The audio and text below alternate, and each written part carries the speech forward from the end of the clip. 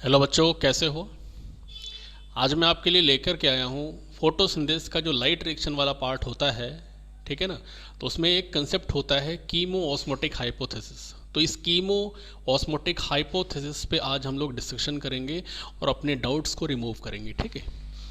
तो सबसे पहली बात ये होती है कि कीमो ऑस्मोटिक हाइपोथेसिस क्या होती है, क्या टारगेट होता है इसका। तो आप बच्चों ये जान लीजिए कि कीमो जो ऑस्मोटिक हाइपोथेसिस है, ठीक है ना, तो वो क्या करता है, एक ऐसा एक्सप्लेनेशन देता है जो एटीपी के सिंथेसिस से रिलेटेड है, ठीक है। तो अब आपके यहाँ पे नीट में जो क्वेश्चन बनता है कि कीमो ऑस्मोटिक जो हाइपोथेसिस होती है रियल में, उसका आउटपुट क्या आता है, तो आप बताओगे एटीपी, ठीक है। तो वैसे डेफिनेशन वाइज अगर बात करते हैं तो केमी मीन केमिकल्स ऑस्मोसिस हो रही होगी, तो किन केमिकल की ऑस्मोसिस हो रही होगी, ठीक है। तो हम स्पेशली बात करेंगे आयंस की, ठीक है। आयंस जो होते हैं मेम्ब्रेन के क्रॉस ट्रांसपोर्ट होते हैं। तो ये जो केमी ऑस्मोसिस हो रही होती है तो प्लांट सेल के अंदर, ठीक है, तो specially two type of cell organelle के विदिन हो रही होती है, जिसमें से एक तो होता है क्लोरोप्लास्ट और सेकंड क्या होता है, माइटोकॉन्ड्रिया। क्लियर है ना बात। तो ये बात ध्यान में रखेंगे, कीमो ऑस्मोटिक हाइपोथेसिस किन सेल ऑर्गेनल में होती है, तो एक होता है क्लोरोप्लास्ट, दूसरा कौन सा होता है, माइटोकॉन्ड्रिया, ठीक। आपका क्वेश्चन यहाँ से भी फ्रेम हो जाएगा। अब रियल में जब केमी ऑस्मोटिक हाइपोथेसिस करना होता है या केमी ऑस्मोसिस करना होता है तो नीड क्या क्या होती है, तो नीड होती है एक मेम्ब्रेन की, ठीक है। और क्या होता है, प्रोटॉन पंप की नीड होती है, ठीक है, जो प्रोटॉन को पंप करेगा, ठीक है। और क्या चाहिए हमें, प्रोटॉन ग्रेडियंट चाहिए, और क्या चाहिए, एटीपी सिंथेस चाहिए। तो ओवरऑल हम यहाँ पे आपको ये डिस्कस करना चाहते हैं कि जब भी कीमो ऑस्मोटिक फिनोमेना होगा तो वहाँ पे रिक्वायरमेंट होती है first membrane, second proton pump, third proton gradient, ठीक है। और लास्ट में अगर हम कहेंगे फोर्थ फैक्टर कौन सा रिक्वायर्ड होता है, तो आप बताओगे एटीपी सिंथेज एंजाइम, ठीक है। तो four factors are required for chemo osmotic phenomena, ठीक है। कीमो ऑस्मोटिक हाइपोथेसिस के लिए फोर फैक्टर की रिक्वायरमेंट होती है, ठीक है। तो अब आप ये सोच रहे होंगे कि भाई ऐसा है कि अगर आयन आएगा तो कौन सा आयन आएगा, तो आप हमेशा ध्यान में रखेंगे H प्लस आयन का ही ग्रेडियंट यहाँ पे बढ़ेगा। जैसे नेम यहाँ पे बोला जा रहा है प्रोटॉन ग्रेडियंट, ठीक है। प्रोटॉन ग्रेडियंट आप इस इमेज में भी देख पा रहे हैं, प्रोटॉन ग्रेडियंट बढ़ रहा है यहाँ पे, ठीक है। प्रोटॉन आयन जो है वो लगातार बढ़ते चले जाएंगे। अब क्वेश्चन ये उठता है कि जो प्रोटॉन है वो आए कहाँ से। अब जरा थोड़ा सा स्क्रीन पे ध्यान देंगे तो यहाँ पे आपको नज़र आ रहा है वाटर के मॉलिक्यूल की स्प्लिटिंग नज़र आ रही है। तो वाटर के मॉलिक्यूल की जब स्प्लिटिंग होगी रियल में तो ये दे रहा होगा H प्लस और क्या दे रहा होगा OH माइनस, ठीक है।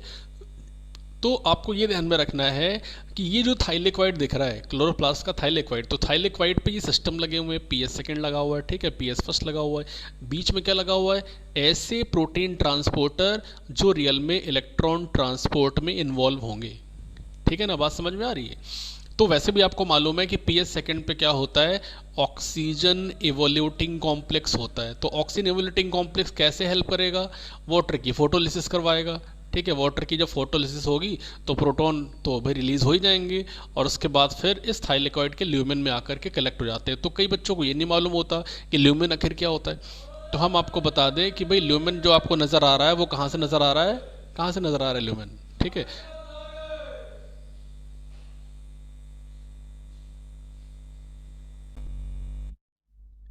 हाँ, तो क्या बात कर रहे थे, लुमेन की बात कर रहे थे हम लोग, ठीक है। तो लुमेन कहाँ पे होता है, लुमेन आपको थाइलेक्वाइड के अंदर नजर आएगा, ठीक है। तो हमने आपको यहाँ पे ये लिख करके दे दिया है कि लुमेन यहाँ पे थाइलेक्वाइड के अंदर होगा।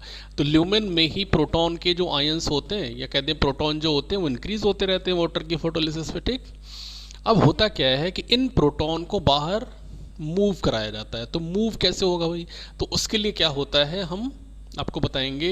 प्रोटॉन पंप की अगर बात करते हैं तो प्रोटॉन पंप यहाँ पे क्या होगा, CF0 जो प्रोटॉन को पंप करता है, ठीक है। तो जिसको बोल रहे हैं हम लोग क्लोरोप्लास्टिडिल F0 पार्टिकल बोलते हैं, ठीक। तो हम जरा लाइन को आगे और फॉलो कराते हैं। तो ये बात आपको इतनी समझ में आ रही होगी, ठीक है। चलिए और आगे देखते हैं क्या है। हाँ, तो जो केमी ऑस्मोटिक हाइपोथेसिस है ओवरऑल हम आपको बता दें कि भाई ऐसा है कि प्रोटॉन को बाहर क्या किया जाएगा, पंप किया जाएगा। तो इस पंपिंग में जो इन्वॉल्व होता है वो अभी हमने आपको बताया CF0 पार्टिकल होता है। तो ये देखिए आपके पेज पे यहाँ पे डिस्कशन दे रखा है ये CF0। तो आप यहाँ पे ये जो सिस्टम देख रहे हैं ना, आप ये जो सिस्टम देख रहे हैं, ठीक है। वैसे तो आपको ये जो सिस्टम है वो कहाँ पे मिलता है, माइटोकॉन्ड्रिया आपने पढ़ा होगा F0F1 पार्टिकल, ठीक है। तो हम यहाँ पे आपको ये भी बताएंगे कि भाई क्लोरोप्लास्ट के थाइलेक्वाइड में भी ऐसा ही पार्टिकल मिलता है, ठीक है, लेकिन डिस्कशन कहीं पे गिवन नहीं है, हायर स्टैंडर्ड में दे रखा है डिस्कशन इसका। तो क्लोरोप्लास्ट का थाइलेक्वाइड होता है उस पर क्लोरोप्लास्ट का F0 है और क्लोरोप्लास्ट का F1 है, ठीक है। तो ये जो F0 पार्टिकल होता है ये क्या करता है, रियल में प्रोटॉन ग्रेडियंट को ब्रेक करता है, ठीक है। ये क्या करता है, ब्रेक, कैसे ब्रेक करेगा, तो उसके लिए क्या होता है, it carry out the facilitate the diffusion of proton across the membrane to the stroma. मतलब अगर ये कह दें कि भाई ल्यूमेन ये आपको नज़र आया, ठीक है, और ये बाहर क्या नज़र आया आपको, स्ट्रोमा नज़र आया, तो ल्यूमेन से कैसे बाहर निकलेगा, तो यही तो हेल्प करेगा ना, ठीक है। अच्छा, दूसरी अगर बात कर ले CF0 क्या कर रहा होगा, तो CF0 की बात कर वो CF1 की बात कर ले, तो ये देखिए CF1 है और ये CF0 है, तो प्रोटॉन यहाँ से निकल के इधर पास हो रहे होंगे। तो जैसे ही प्रोटॉन यहाँ पे CF1 के पास पहुँचता है तो CF1 के पास होता है एंजाइम, ठीक है। कौन सा एंजाइम होगा, जिसको बोलेंगे ATP सिंथेज एंजाइम, बात समझ रहे हैं। एक एंजाइम होगा जिसको बोलेंगे ATP सिंथेज एंजाइम, जो क्या करता है, सिंथेसाइज द ATP मॉलिक्यूल, बात समझ आ रही है।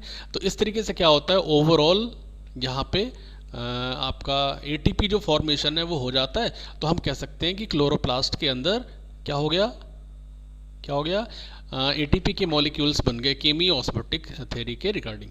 तो इस तरीके से आप लोगों ने समझ लिया। अगर कोई आपको डाउट आता है तो आप कमेंट बॉक्स में लिखिएगा, ठीक है। थैंक यू सो मच बच्चों।